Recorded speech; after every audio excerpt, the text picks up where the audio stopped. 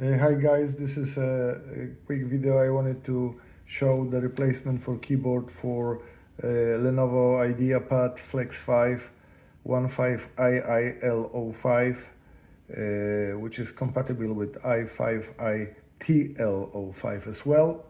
As you can see, certain keys are not working. This is Q is working, W is not. Next one, E doesn't work, R is working, and what this is, Y is not. So, it needs to be replaced. The process is kind of complicated. I am not a guru at all, and I wanted to tackle this. We'll see if it would be helpful for somebody. Thank you very much. We need to first remove all bottom case screw. I use this T5X40 driver, and we'll start. There are 9 of them. It takes a moment to do it.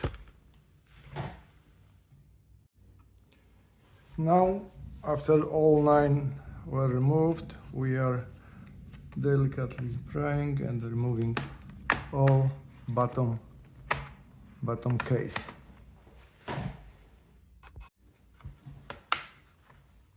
You have to be careful with prying, but it would go very nicely. Okay, next step after removing the case is removing this battery with unplugging first battery cable.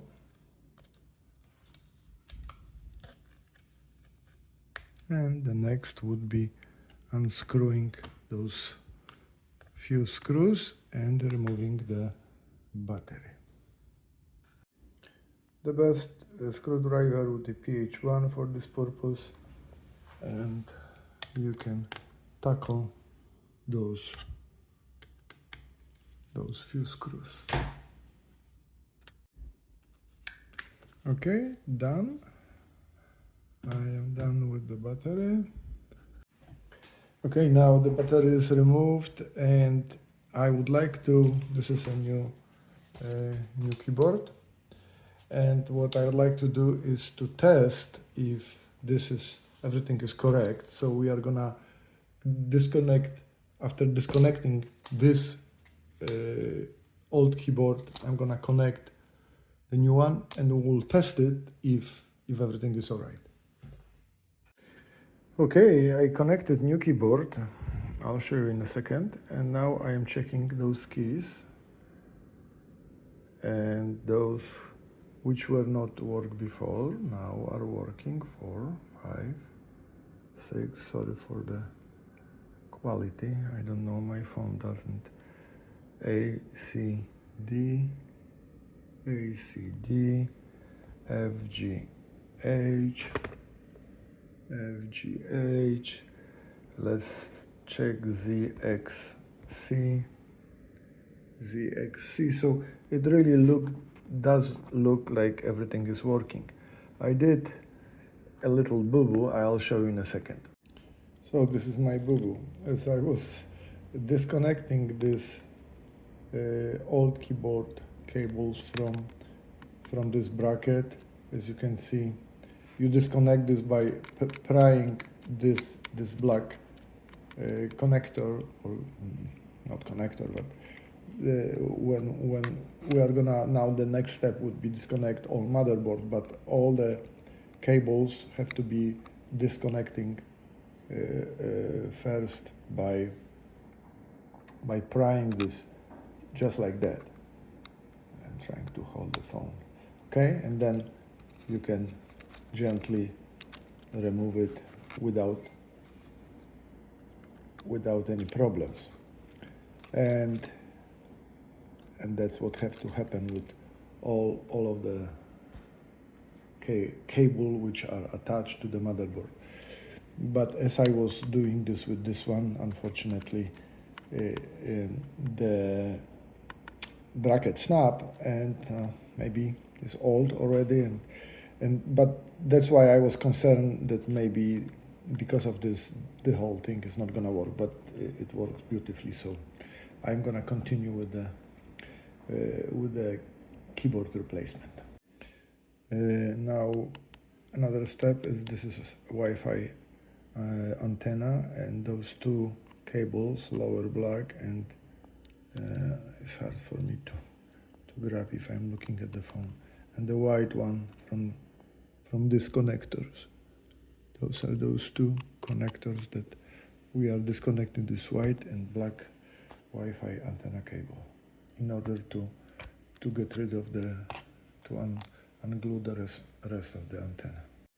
Okay, now I also unscrew this right hinge and this part of the board with USB.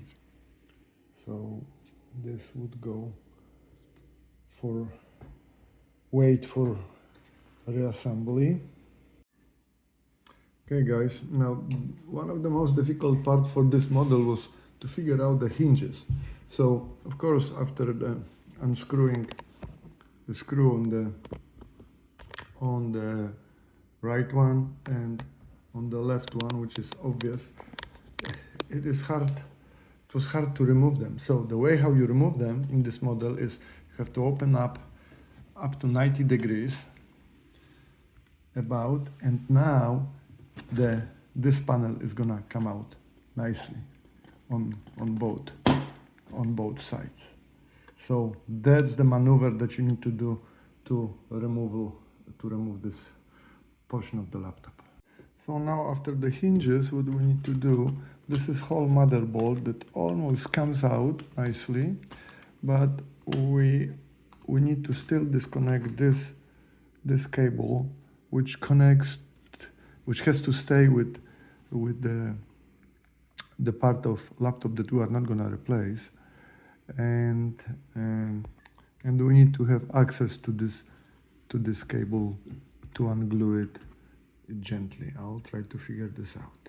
Okay, and now next step is this cable right there, which is hidden, and then this portion of the fan, you have to unglue it along this line here, and then this would allow you to take this part of the laptop away.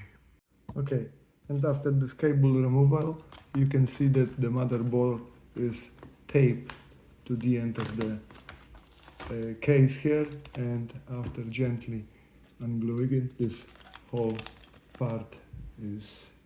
motherboard now is free. Okay, as you can see, now we have two similar keyboards. There are a few parts that we need to still move. The next step would be to reattach this sensor from the old board to the new one.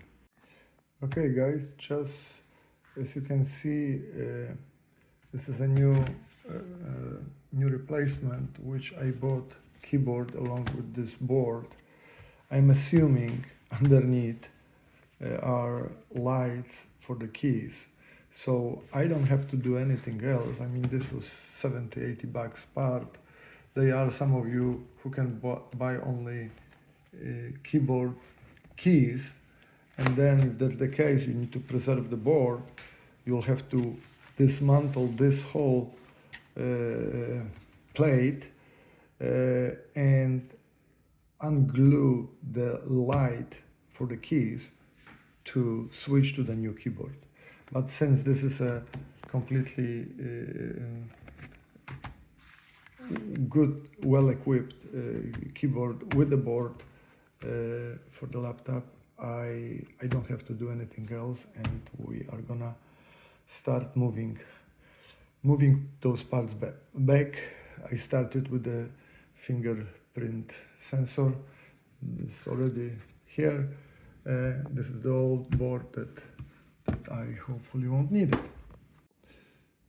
The last item that we need to transfer from the old keyboard is the touchpad.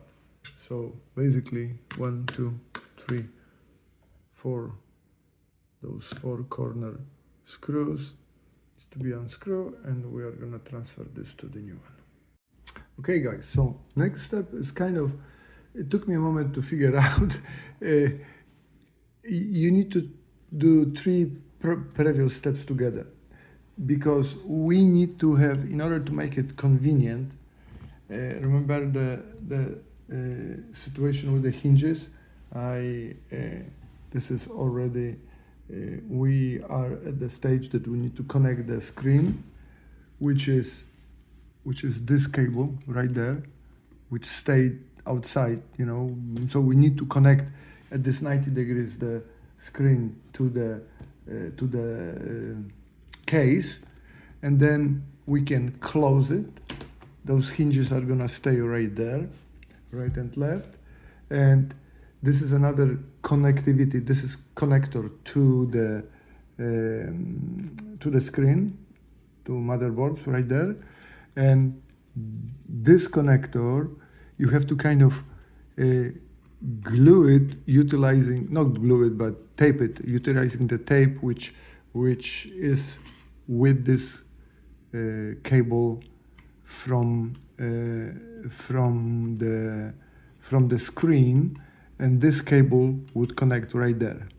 And the other thin cable is the cable from the speaker. This is right speaker, this is left speaker, and this cable would connect to this module.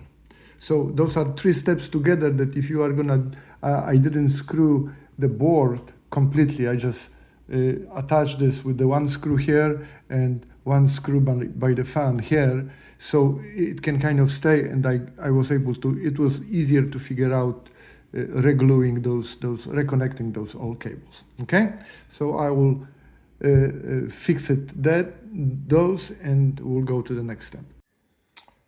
Okay guys, just final touches. I just wanted to say a few things about, for example, when you are gonna connect the fingerprint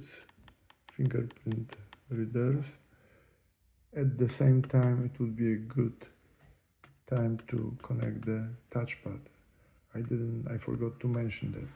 So touchpad needs to be reattached to this main frame before we are gonna attach the motherboard, because they are 4 screws and tools. One is hidden under this motherboard.